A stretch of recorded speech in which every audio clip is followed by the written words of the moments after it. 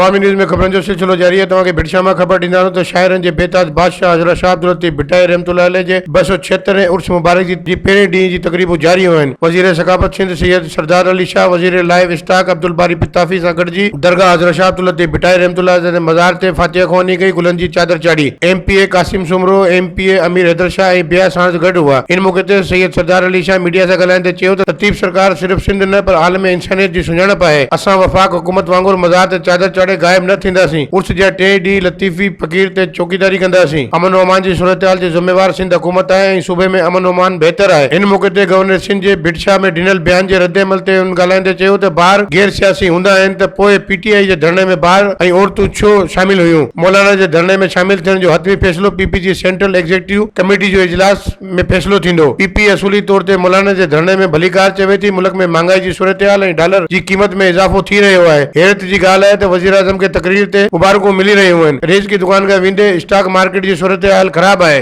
वधीक ख़बरनि ऐं तफ़सील जे लाइ विज़िट कयो असांजी वेबसाइट awamiNewsHD.com ऐं ॾिसंदा रहो अवामी न्यूज़ HD।